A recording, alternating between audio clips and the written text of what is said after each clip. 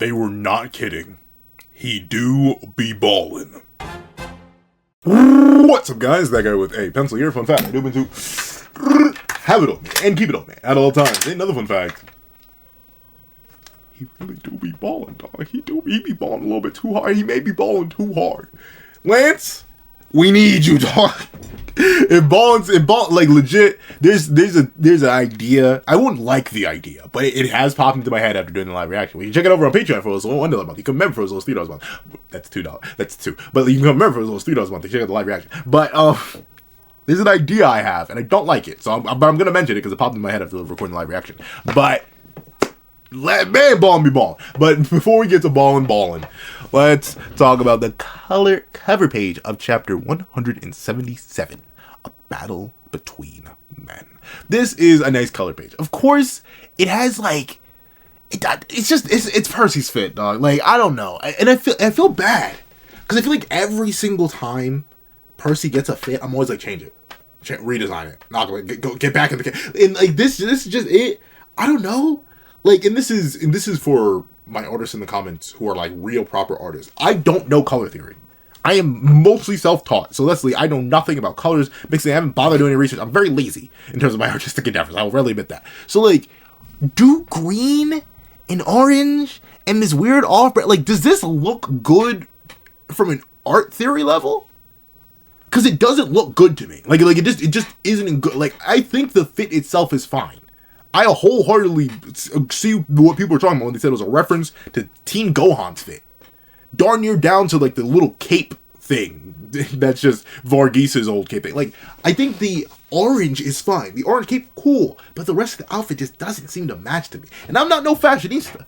I wear the same like 5 outfits every single like I'm not a fashionista, but it's just ugly. I just can't get behind it. I love his build. I love the fit in black and white, but just in color, I just can't really lean and rock with this fit. Gawain is the same fit, and I'll admit, yo, I was a low-key bar with that. But Gawain is the same fit, but I'll admit, I kind of do wish she got a more updated fit. I guess the previous fit, though, just pre-Timeskip didn't really get much use. She hasn't grown that much.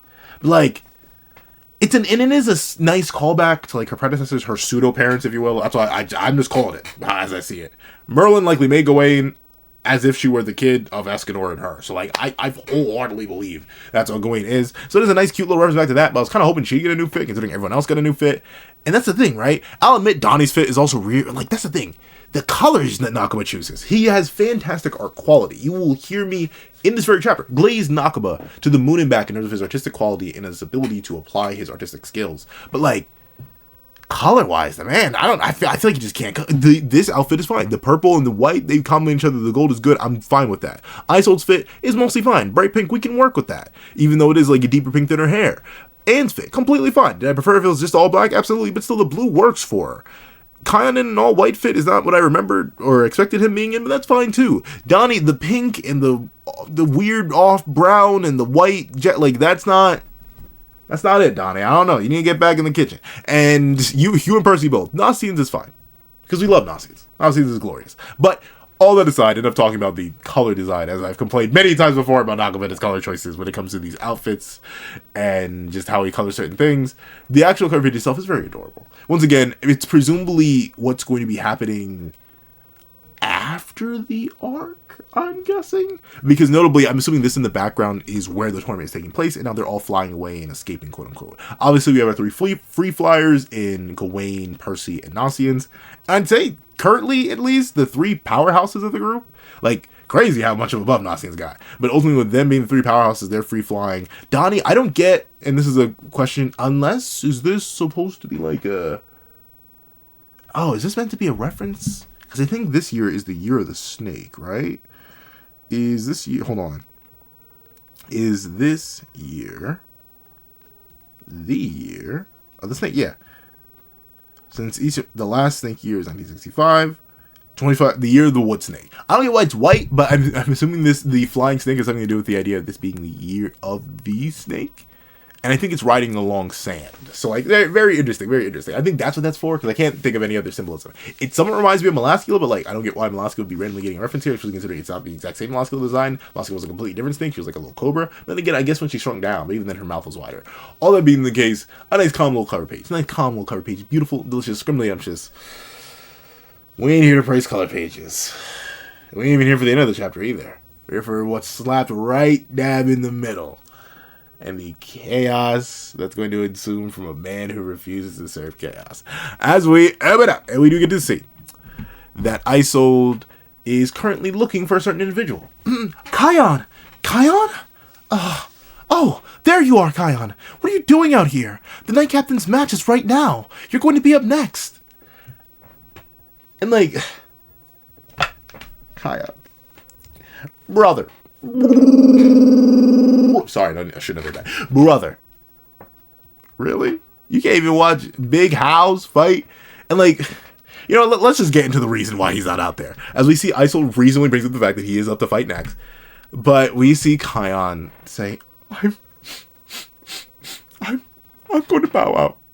And Isolde's like, bow out? What? Does your stomach hurt? Which is, I don't know, I just find that funny. Like, that goes to show Isolde is a real, like, you want Isolde in your life, someone who like genuinely cares. She obviously she is a little bit like dense with it, because like, really, you think he cares? You think even if his stomach did hurt, you should know the main reason he's so hesitant to fight, as everyone else likely predicted. But we see as he, my glorious, juicy, scrumply up just King Daddy Tristan. No, the whole idea of fighting Prince Tristan.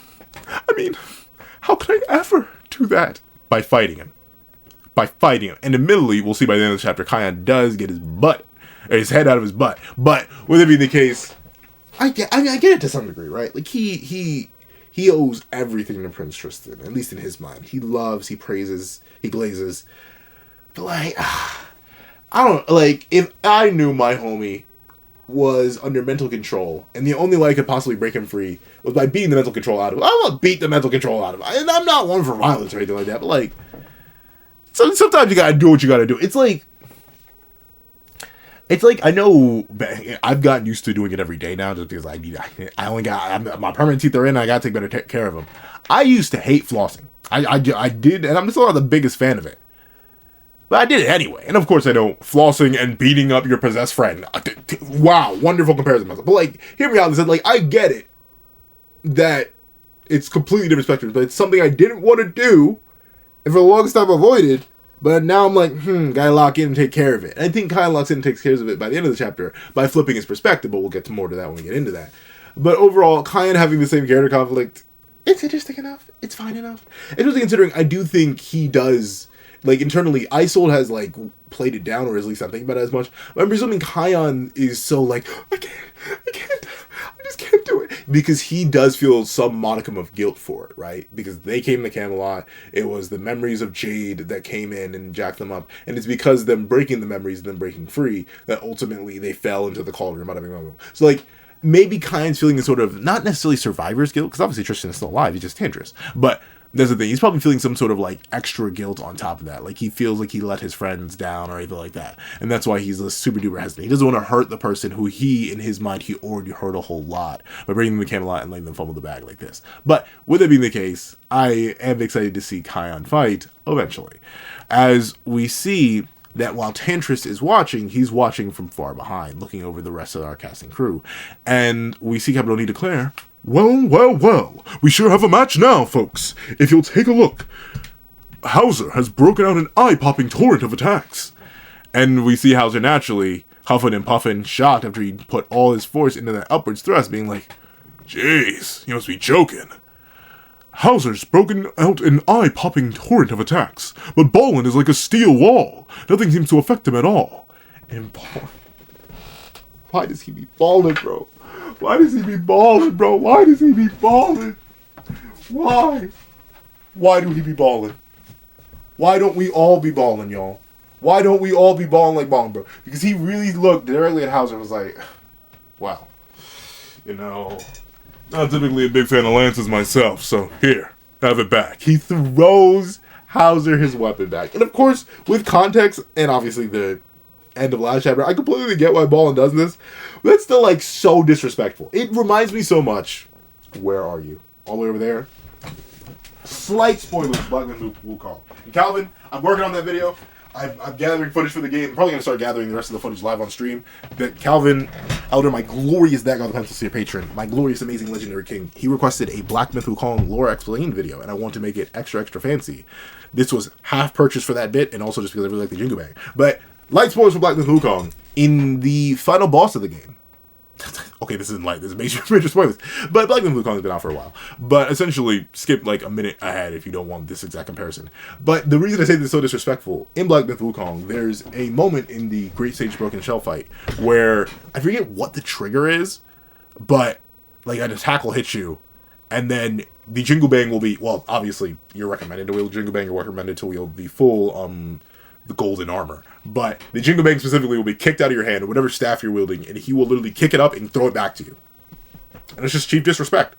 Peak disrespect. Don't hand me my weapon back. I was trying to beat you with it, and then suddenly you just give it back to me. I'd be mad.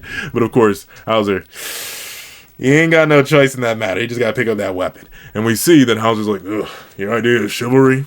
How nice. I'm making Hauser sound way too old. That man's 34? Was he 16? How old is the House? Hold on, I actually do forget. How old is the Hauser? Because he's nowhere near that old. I know he's in his 30s though. That's not old. At least in my opinion. I hope it's not from Star Wars. Gosh darn it. Seven Deadly Sins. Let's see. Where are you, Hauser? Please come to me. I think I need your age. I feel like I'm getting him to. Yeah. Okay. So he's. Oh, I didn't realize he was 21 in Seven Deadly Sins. I know he's a lot. For some reason, I thought he was like 18 or even 16. But I think I may be conflating ages with the current cast. So he's 39, but still late 30s, early 40s. He's in real good shape. But with that being the case, I feel like I shouldn't be giving him that old or gruff voice. We'll see. Your idea is chivalry? How nice. Which, I mean, it's nice, but it's also bad disrespectful Hauser. But we see Balin declare, I just want to climb into a higher place. But you're not even fighting for real yet, are you? Which is very interesting. I do like that Balin can tell that, though. Like, he can tell that Hauser's holding something back. And Balin's completely honest. He's like, dude, trust me. Right now, what you're doing isn't enough. But I want you to push me. Like, ultimately, Balin's the kind of guy who, like, he would be the kind of person, to some degree, though, because we'll see he doesn't have too much patience. After you've shown you're strong, he's like, all right, I'm done. But he is the kind of person who wants your best out of you. If you're having an off day or you need some time to warm up, he'll let you warm up. He'll let you get them juices flowing, and they'll be like, all right, now let's run it. And this is the case where he's like, Hauser, come on now. Don't play games with me. And we see Hauser be like, huh, now I like you even more, as obviously Balin has seen through. And I get it. Hauser like the one to hold back a bit for later on in the tournament, because like obviously he's going to need all the magical power he can get. And while Percy can heal, I'm not sure if he can give magic refreshes through the life spirits. And while Nasines does have their many concoctions, I'm still not sure if they're all like safe enough or potent enough to like recover a whole magic pool. So I get Hauser wanting to be a bit conservative on the energy he uses, but obviously you can tell being conservative clearly ain't going to work on the big double B, Big Balin. And or technically triple B, because it's Big Balin. You know what I'm talking about? But with it being the case, we see that Hauser whips up another tornado, of massive scale, of course, and we see Capital Knee even acknowledge, Hauser summons another gigantic tornado, and this one's more intense than ever before. Which is interesting, but it does make sense. Hauser needs all the power he can get, and we see everyone start to get blown back. Percy, he's like, oh, I can't let my mane and my side get in trouble, even though his side can fly, and Ant's more than capable of holding this, but he immediately snatches them up, gets them all up in his arms. Unfortunately, Garrett, the new third, cannot slide into Percy's sweet, loving embrace until they officially join the team. But we see that he declares, we're gonna get caught up too!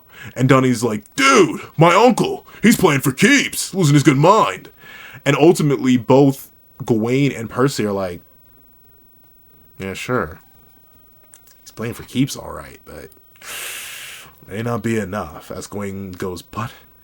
And Percy says, it's likely not to work. So, genuinely showing just how much of a powerhouse Balin is in both of their minds. Obviously, Gawain is an extremely potent and knowledgeable maid, so she likely just senses Balin's raw amount of power and is like, nope, still not gonna be effective. And Percy not only has fantastic sensory, but on top of that, he's a life spirit. So like, he's probably able to read the level of life spirits inside Balin and be like, not enough. Which does lead to the development and the reactions, what we'll see in a second. It makes it very interesting. It goes to show like maybe magic potency isn't something that can just be refined by weapons, but also by concentration, which I guess makes sense. You know, the more energy in one place, the more impact it's going to do. As we see, Hauser begins to focus. And not in the Hollow Knight sense, as Balin says, I see that I've overrated you. Which is, once again, a crazy bird. He throws you back the weapon. He says, I think I may have thought too highly of you. He genuinely is like, man, Hauser, I ain't gonna lie to you, G. You're kind of trash. Which is absurd. I mean, I respect it. But like, darn, G. He said, you're Brody meat. But of course, Hauser reveals that just this gigantic tornado is not exactly what he's focusing on. As he says, don't be so sure, kid. Which, I guess now they know that he's 39, maybe a bit more apt, but I swear, Balin does not look kid-like, bro. Balin looks like mid-20s at the youngest. Like, I can see Balin being in his 30s. He is clean-shaven. But, with it being the case, we see the energy, all the wind, compressed down into ball. He's fighting Balin, who's balling, while he's balling, and proceeds to get Balin.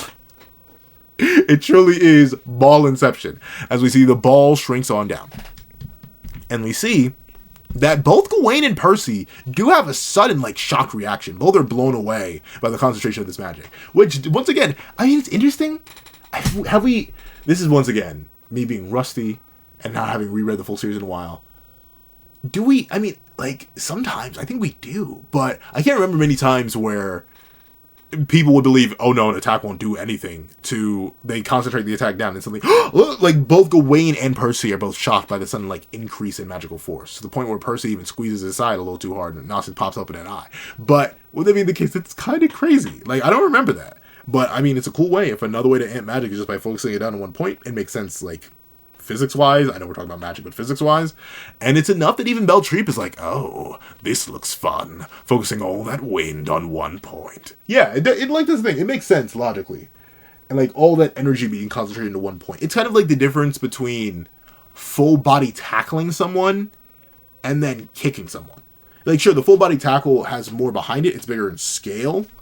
But, hypothetically, if you were to kick someone with all the force of your body and just, like, have the impact point be the tip of your foot or even your heel, that would be a lot more lethal and concise force damage in one compact area in comparison to the spread damage of a tackle. But, let's see. I see, Balin. That is the only way I can beat you. But I don't want to... See, Hauser got a little bit too much glaze from external parties and too much glaze from himself, as he says, I see, Balin, that this is the only way I can beat you. But I want to kill you, alright? So try and dodge it. And of course, Donnie's like, dude, don't tell your opponent how to avoid it or to avoid it, uncle. And we see Gawain saying, this is high-intensity magic we're talking about. A direct hit will blow a hole in him. So yeah, it seems like the higher intensity or the higher the concentration of magic, the more direct damage it does. If someone can give me a couple examples of one that happened earlier in the series, I feel like it has. That's the thing. I feel like it has happened before, but I just genuinely don't remember. I don't know why. My brain is like completely wholesale tweaking. I do not remember when this was mentioned before, but I feel like this is a thing that's established, but I just completely forget. But with it being the case, we see that Percy and Gawain both, as Percy, they believe he can win it, as Percy literally says, he can win this, as long as he hits that move. And we see both his side and his main have opened their eyes. But that's actually kind of crazy. I don't know, like, I get it, it's a power concentration, but the fact that both went from, yeah, that's not going to work, to, oh wow, it's going to blow a hole in him, that's actually crazy, the level of magic concentration. So essentially, think of someone no-selling an attack to taking lethal damage from it. That's how much the power compression did for... They did it, but no, that's different, though. That was like a magical spell. This wasn't just an individual. I was about to say, they did it to destroy the Demon King with their, like, sevendeadlysins overall tier attack, but technically, that wasn't, like, one, a moving target, and two, that was using a spell. That wasn't just any of the individual sins compressing their power down. That was all of them working together through a Merlin spell. But with it being the case, we see that Percy's excited to see Hauser get to cooking, but unfortunately, it was never meant to be. As we see, Hauser hits the breakthrough and launches the wind spear off. And of course, Balin's like, get a load of... Wait. get a load of this guy, and proceeds to stand there unfazed. And we see that ultimately Hauser's like, wait, I don't want to catch a body. Dodge, you fool! But of course, Balin does not dodge. The wind bursts upon making contact with his chest, and we see everyone get blown away. Gareth is blown back. Percy grips up his mane in his side again. Donnie looks absolutely devastated here, which is hilarious. We see Gawain blocking out the debris, but still flying in place. We see Bors, Edlin, and the fake Isolde all cowering from the wind. Beltriep and Caprioni seem entirely unbothered, which makes perfect sense. Ultimately, Hauser's Patrona level. Beltriep is far beyond Patrona level, and Caprioni maybe go there. But then again, it could not be over just because of how much information he's feeding to Beltriep about all these people, or at least seemingly feeding Beltriep. He's not being subtle about it. But overall, we see that he never stood a chance. As the smoke clears and the rocks crumble, Caprioni declares, "Hauser's strike hit Balin dead on." And of course, Hauser's like, "Oh no, did I just catch a body? That was right on you." But of course, Hauser, you catching a body in the Seven Deadly Sins duology? Who do you think you are? As Balin stands there unfazed. Not even his clothes are damaged or rustled, dog. That wind was a light breeze, if that. And we see that Hauser's shocked to say, "And it still didn't hurt you at all?" And both Percy and Gawain are blown away. And in fact, declare something interesting. "Impossible! That man's beyond merely tough. Taking that strike with for no damage at all?" Wait, I do have it. It's right there. Hold on. I'ma press X to doubt on this one. Like, I don't know. Maybe I'm just lowballing Hauser because I can't get the Matrona statement out of my head. But like, I think Mel would be able to sit there and face tank it. I think certain commandments would be able to sit there and face tank it. Even like no DK Zel Matt, DK Zel Zeldris. Well, DKP Zeldris. I don't think he, obviously even without DKP, I feel like there's so many characters who could tank that attack. That it could legit just be a case of pure toughness. And that's why he did what he did with his magic. As he says, "My magic is quite simple. It cancels out all physical and magical attacks. Period. I call it Invincible." Once again, I would play the Invincible theme music, but I have seen way too much over on that. But with it being the case, boom, boom, boom. He calls it Invincible. And that is crazy. Before last week, I literally made the poll, hey, who do you think this guy Balin is? Do you think he's a completely new character? Do you think he's Lancelot in disguise? Or do you think he's the reincarnation of the Demon King? From the fit, to the size, to the gains, all that. Even the big old sword, it all seems so demon. Oh, actually, I didn't think about it.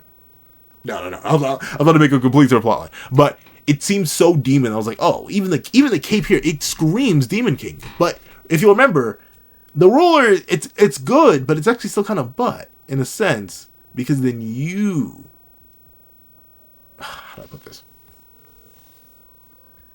The Supreme Deity and her ability were perfect, because it just negated all physical attacks. There was no inversion property. The Demon King's inversion, or the ruler as it's known, very specifically had the adverse effect of weakening the king if he was ever healed. The Supreme Deity didn't have to worry about that. And that's why ultimately I would put DKP, Zell's ability of the Demon King's power above true magic, simply because everything... Wait. See, gosh darn it. Hold on. I lost my thought. No, I thought it was demon-like because of the whole fit and the sword and all the style and swagger that only exaggerated Demon King could produce. And he's fused with the Supreme Deity. Or at least his ability is. Oh, no, that's what I was saying. I think the DKP is better than Demon King's power is better than the ruler, because the ruler... What is happening? Yeah, DKP is better than the ruler because the ruler has the inversion principle, which can be exploited by people who have healing abilities. The Supreme Deity ability does not have that. It is just straight physical immunity. Fusing both of those together to be immune to all physical magical attacks is absolutely absurd. I do genuinely wonder, though, if that is truly his real magic, and if so, how do you counter it? Like, sure, I could pick up something, but like, I don't know. Like, I don't know how you beat that. That's my biggest thing. In fact, my other biggest thing is that I gotta stand, because your boy's getting a little bit eepy. So let me hit the 1, 2, 3, 4, 5, 6, 7, 8. I call it invincible. But with it being invincible, the real question is, would Lance even cause him a challenge? What are his origins? Where did he come from? Is that magic entirely unique? Or the main thing I was wondering, and the thing I think my brain kept trying to leap to while in EP mode, is I wonder if he's meant to be the replacement. We don't know how old Balin is. He looks older than 18, at least in my opinion. Or, no, just older than 18. But maybe, in that case, he still doesn't really... No, that doesn't make sense. That's the thing, it doesn't make sense. I have no idea what he would do against an opponent who could actually challenge him. Presumably it's going to be Lance, I've had as it, I guess. But then again, this tournament in particular, so maybe it's going to be... I don't know. We're in a very interesting spot. But Invincible is fundamentally broken. It is a fusion of two of the most powerful axes in the series. In the Demon King's power, which negates all magic. In the... Yeah, what was it called? Gosh darn. The Supreme Deity's ability. Both of those are legendary abilities on their own, and fusing them together makes him literally unstoppable. And we see Balin lunge in, and he's like, hey, I'll be real with you, dog. You were a strong fighter. But, Bone Slicer Blade. He just, boom! He beams straight through Hauser's lance and slices him directly in half. Not literally in half, but directly down the middle. And we see that Hauser hits the, all that power and such a waste. Can you use it for anyone but yourself? And of course, Hauser, he talks that mean smack, but of course he smacks hard against the ground after passing out from taking that hit. And we see that Hauser is down. He seems to be fully passed out. And so, the winner of match 2 is Balin. But you can see that Balin is not necessarily happy about winning. He's like, another weakling on my path. I need to find someone of true value, of true power, of true danger. And, let's just say, he could, hypothetically, meet that match soon enough. Whether it be Lance or Percy, one of those two, they're gonna give Balin the fight of his life. But with it being the case, we see that Percy and Donnie run immediately out for Hauser. See, look at how nice the fit looks in black and white. It's just in color that bothers me. But we see that Percy runs Hauser, and then Donnie runs Unk. Hey, what did you do to my Unk? And we see that Balin is like, don't worry, dude. I be Balin. I had nothing vital. Hurry up and attend to him. And we see that Percy admits, oh, it's true. He's not in any danger. And he just heals up Hauser, making sure that he stays safe. And of course, we see Gawain hovering over the entire fiasco as...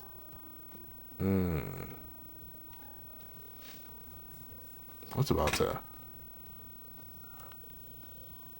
Nothing... I want nothing vital. I hit nothing vital. Hurry up and attend to him. Sure as I ain't in danger. But essentially, Gawain... Oh wait, no. It's not even Gawain seeing... My brain's all over the place right now. I'm sorry. I can't record an EP. But with it being the case... We see that Beltree's like, oh, I need that man to work for me. I gotta make it a top 15 prize or something. I gotta make it worth it. But with it being the case, then again, the highest prize is the status in this place. But with it being the case, we see that Beltree wants to recruit Balin to his side. Will he succeed? I doubt it, but still is an interesting seed to be planted.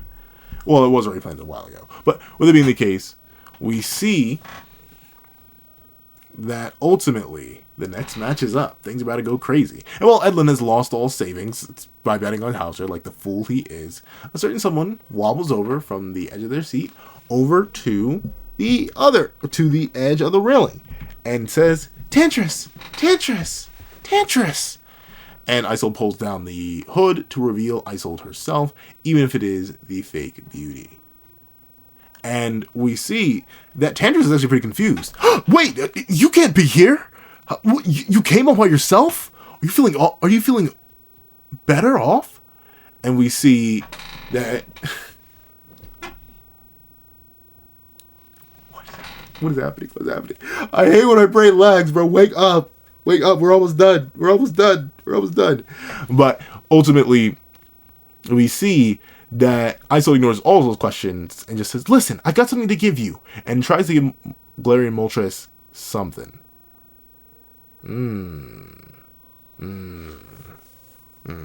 But essentially, why is my brain doing this? But essentially, I'm sorry, we'll talk later. Tantris does not listen to what the fake Isolde has to say here, which may forebode horribly considering he's going to be fighting the real Isolde in the next round. But with it being the case, we see that Tristan promises this will all be over soon, and I'll come back to you a winner. And we see as Tantris walks off, ready to go cook, the fake Isol's looking at him, very concerned, very deeply blushed, likely going to perish.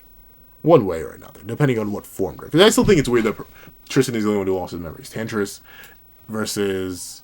Then again, I guess maybe don't work. But with it being the case... Where was I going with that? See, I have so many weird things in the brain right now. But the long-awaited gladiators are finally here. What kind of epic clash can we expect from them? Well, if it isn't the one of the people who tried picking a fight with me earlier. Hey, Isolde, what's Kion about to start? Oh, Kion's match is about to start. Do you think he'd ever fight the prince for real? No, I doubt it. Once again, Mini Percy is hilarious to see because he's like literally taller than her in this panel, then immediately drops down to lower than her in this panel. But we see that ultimately... Tristan asks, or Tantris asks, you seem to be rather discontent. Do I have something for you to say? And ultimately, Kion has steeled his resolve. Prepare to taste defeat, Tantris.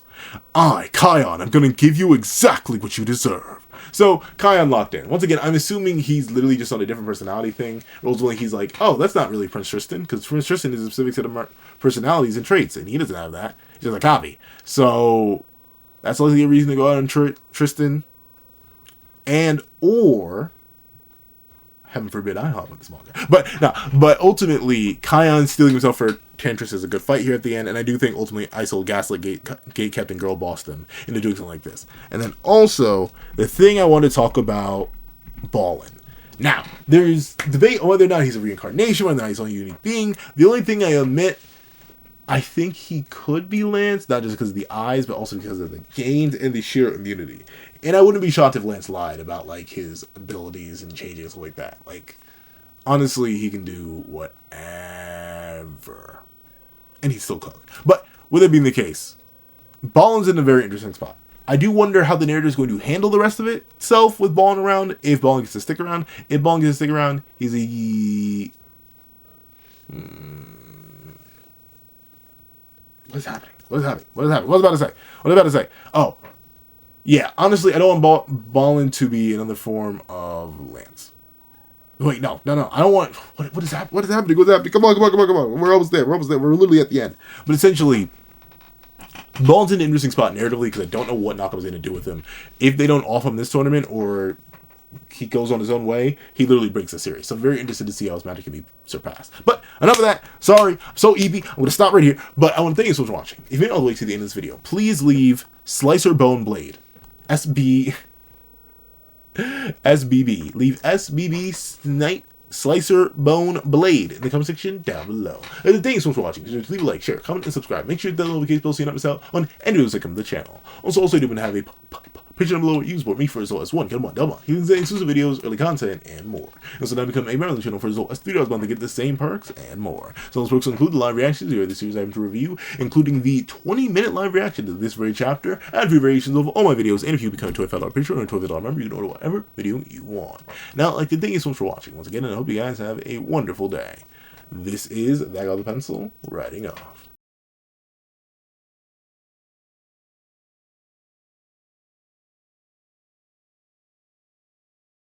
I'd like to give a thank you to our sketch tier members: Greyhound, Eternal Flame, Red Wolf 4765, Astro, Super Flame Zero, Glacier, XZ, G Prosper, Planet Crone, Zeta, and Brandon Payne.